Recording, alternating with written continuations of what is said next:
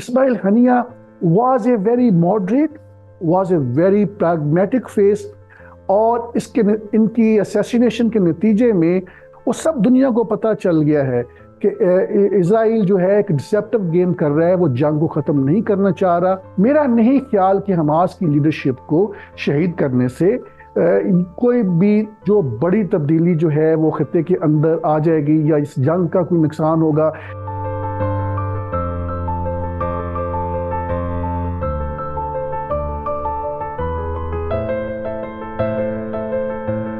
1948 میں جو اسرائیل کی اور فلسطینیوں کی عربوں کی جنگ ہوئی تھی، اس جنگ کے نتیجے میں لوگ جو غزہ میں آئے تھے، اسماعیل کا خاندان اس سے تعلق ہے، اور اس لیے جو اسماعیل ہنیہ کی جو ایک نیچرل میموری ہے، اس کی میموری بلڈ اپ کے اندر وہ ساری چیزیں موجود ہیں، کس طرح فلسطینیوں کو کس وسیع پیمانے کے اوپر جینوسائیڈ ہوا۔ تو اس لیے اس کی جو پوری زندگی ہے اس اسٹرگل کے اندر گزری ہے۔ پھر 1988 میں جب انفطادہ شروع ہوا، جسے آپ اپرائزنگ بھی کہتے ہیں فلسطینیوں، اس وقت he became very active in the demonstrations, اور احمد یاسین جو ان کے اس وقت کے حماس کے لیڈر تھے، ان کے ساتھ قریبی جو ہے تعلق تھا، اور یہ ان کے پرسنل سیکٹری بھی رہے، جس کا مطلب یہ ہے کہ جو غزہ کی پالیٹکس ہے، جو کس طرح غزہ کو رن کرنا ہے، it was part and parcel of his orientation. اس بندے کو ساری چیزوں کا فہم تھا، انڈرسٹینڈنگ تھی۔ 2003 میں یاسین کے اوپر جب ایک اسیسینیشن اٹیمپٹ ہوئی ہے، تو اسماعیل بھی ہنیہ بھی ادھر تھا، دونوں سروائیو کر گئے۔ جو آج اٹیمپٹ ہوئی ہے، جو سکسیسفل اسیسینیشن ہوئی ہے اس کی، تو this was the second one. پہلی جو ہے وہ یاسین کے ساتھ ہوئی تھی، جو حماس کا چیف تھا۔ تو اس کے بعد اسماعیل ہنیہ نے گریجولی پروگریس کیا ہے، اور اس کو جو بالکل ایک رائز ملا ہے، وہ 2005-2006 کے جو الیکشنز ہوئے ہیں غزہ کے اندر، اس میں حماس کی نے سب سے زیادہ لیجسلیٹو سیٹیں جیتی۔ اس کے نتیجے میں اسماعیل ہنیہ جو ہے وہ پہلا جینوئنلی الیکٹڈ منتخب وزیر اعظم جو ہے فلسطین کا جو ہے منتخب ہوا ہے۔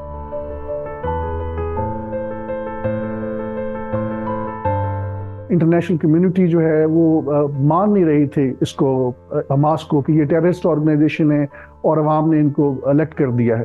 تو جتنی بھی فنڈنگ تھی ساری کی ساری وہ ختم ہوتی جا رہی تھی، اور پی ایل او کے لیے مسئلہ یہ تھا کہ ایک دن کا اقتدار جو دہائیوں پرانا تھا وہ چھن گیا، اور Hamas became very popular force. دوسرا، انٹرنیشنل فنڈنگ جو ہے وہ شرنک ہونا شروع ہو گئی، تو ان کے آپس میں لڑائی جھگڑے بہت زیادہ شروع ہوئے۔ تو 2006-07 میں پھر جو فلسطینین پریزیڈنٹ تھے، انہوں نے اس کی گورنمنٹ کو ڈسمس کر دیا۔ پھر انہوں نے انٹرنل اٹانومی لے لی، اور غزہ جو ہے it was ruled by Hamas, اور جو ویسٹ بینک ہے اور یہ سارے کا سارا جو علاقہ ہے، وہ جو ہے وہ پی ایل او جو ہے، الفتح جو ہے، وہ اس کو رن کر رہی تھی۔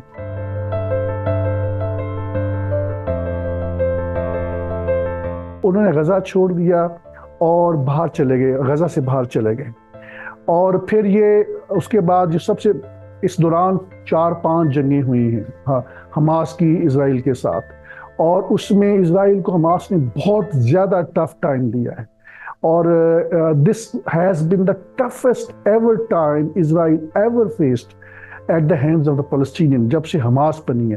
اور خاص طور پہ جو سب سے زیادہ ٹف ٹائم اسرائیل کو ملا ہے، that was under the leadership of اسماعیل ہنیہ، اور انہوں نے ان کی ذاتی قربانیاں بہت زیادہ ہیں۔ 2014 سے لے کر ابھی تک 72 لوگ جو ہیں اس کی اپنی فیملی کے شہید ہو چکے ہیں، اور یہ بہت بڑی قربانی ہے۔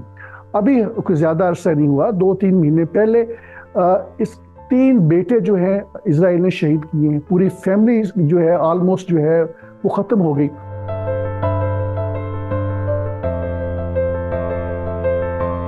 حماس کے لیڈر جو ہیں اسماعیل ہنیہ، یہ قطر، ایران، ترکی، ان ملکوں میں آتے جاتے رہتے ہیں، پہلے بھی ایران میں آتے رہے ہیں۔ تو اس پورے کانٹیکس میں یہ اٹ واز ناٹ ایکسپیکٹڈ کہ ایران کے اندر اسرائیل جو ہے اسیسینیٹ کرے گا. This was something very unexpected. ایک یہ کہ وہ بڑے ہائی پروفائل لیڈر ہیں، اور دوسرا یہ کہ ایک بہت سارے لوگوں کو خوش فہمی تھی کہ چونکہ اسرائیل جو ہے وہ نیگوشیٹ کر رہا ہے، پیس ڈیل کر رہا ہے، اس لیے چانس نہیں ہے کہ کوئی مزید ایسی چیزیں ہوں. 2 بجے رات 2 بجے ان کی ریزیڈنس کے اوپر اٹیک کیا گیا. Probably it was a missile attack. کہاں سے آیا ہے؟ اسرائیل سے آیا ہے. کچھ لوگ یہ کہہ رہے ہیں کہ کویت سے لانچ ہوا ہے، کچھ لوگ کہہ رہے ہیں کہیں اور سے لانچ ہوا ہے، لیکن اٹ لکس لائک ایرینینز بھی کہہ رہے ہیں کہ it was an aerial projectile. تو میرا خیال ایریل پروجیکٹائل کی جو ایک تشریح ہم کر سکتے ہیں وہ یہ ہے کہ it was a missile attack, اور it was targeted attack, completely failure of intelligence. اور جس جگہ کے اوپر ان کو ریزیڈنس دی گئی تھی ایران نے، وہ ایک ملٹری ویٹرنز کے لیے جگہ ہے. تو جو ایرانی ریولوشنری گارڈز ہیں ان کی انٹیلیجنس بھی فیلئر ہے.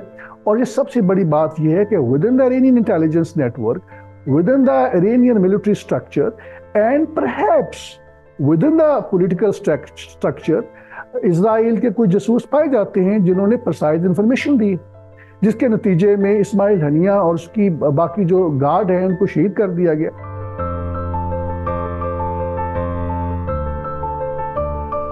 اس وقت جو لیڈرشپ ان کی سینئر لیڈرشپ جو ہے بالکل انٹیکٹ ہے. وہ غزہ سے باہر ہے، وہ قطر کے اندر ہے، وہ ایران کے اندر ہے، وہ ترکی کے اندر ہے. اچھی خاصی ان کی تعداد ہے، مختلف ملکوں میں وہ پھیلی ہوئی ہے. اور اس وقت جو لیڈرشپ کے لیے پاسبل لیڈرشپ ہو سکتا ہے، اس میں خلیل الحیہ، if I could correctly pronounce his name، ایک ان کی پاسبلٹی ہے. خالد مشعل کی پاسبلٹی ہے کہ وہ اسماعیل ہنیہ کو ریپلیس کر سکتے ہیں.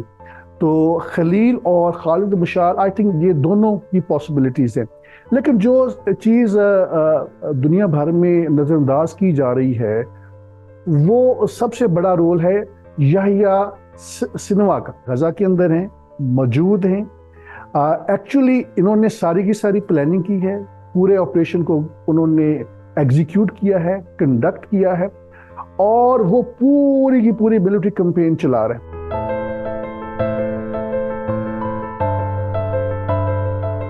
میرا نہیں خیال کہ حماس کی لیڈرشپ کو شہید کرنے سے کوئی بھی جو بڑی تبدیلی جو ہے وہ خطے کے اندر آ جائے گی یا اس جنگ کا کوئی نقصان ہوگا، کیونکہ پریکٹیکلی یحییٰ سنوار جو ہے وہ غزہ کے اندر ساری ملٹری کمپین چلا رہا ہے.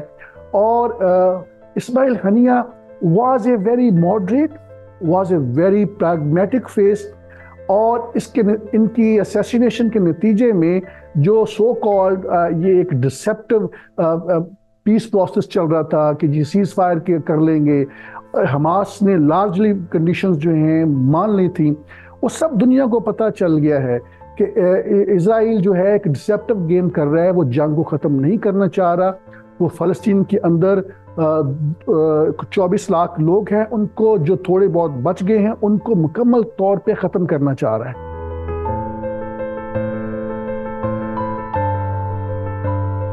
ایران کے اوپر حماس کے میرا خیال ہے شکوک و شبہات پیدا ہوں گے، اعتماد نہیں رہے گا. یہ ایک ایلیمنٹ جو ہے موجود ہے. لیکن آپ یہ بھی دیکھیں کہ ہمیں دوسری پکچر یہ بھی ہے کہ ایران کی مجبوری بھی ہے. ایران wasn't expecting this کہ this would happen. ایران نے بہت اسٹرانگ اٹیک ریٹیلیٹ کیا تھا، 300-350 ڈرون حملے کیے تھے، آپ کو یاد ہے کہ اپریل میں. It was a bit unexpected اور Iranians perhaps have been caught unguarded. ان کو پتہ نہیں چلا کہ یہ ہو سکتا ہے. لیکن نن دا لیس میرا خیال یہ ہے کہ اس کے اوپر بہت کریٹیکل کویشچن جو ہیں وہ ریز ہوں گے، اور اس کی وجہ سے آپ پوری کی پوری جو ان کی انٹیلیجنس نیٹ ورک ہے، پورے کا پورا ان کا جو ملٹری سٹرکچر ہے، اس کے اندر ان کو دیکھنا پڑے گا کہ یہ انٹیلیجنس لیک کیسے ہوئی. ایران کو سمبولکلی کچھ کرنے کی کوشش کرے گا جس سے ایٹ لیسٹ وہ پبلک کنزمپشن کے لیے یہ بتا سکے کہ ہم نے ریٹیلیٹ کیا ہے. Iran doesn't want this war to be expanded. یہ جو اسماعیل ہنیہ کی شہادت ہوئی ہے، اس سے پہلے کچھ زیادہ دیر نہیں ہوئی تھی، لبنان کے اندر حزب اللہ کا جو سینئر کمانڈر ہے اس کو اسرائیل نے اسیسینیٹ کیا ہے. I can't confirm it. لیکن یہ ابھی متضاد رپورٹس آ رہی وہ شاید سروائیو کر گیا. بحری بیڑے ہیں امریکہ کے وہ لبنان کی سی لائنز کے قریب پائے جا رہے ہیں. اس کی وجہ یہ ہے کہ وہ حزب اللہ کو تھریٹ کر رہے ہیں کہ جی آپ اسرائیل کے اوپر اٹیک نہ کریں.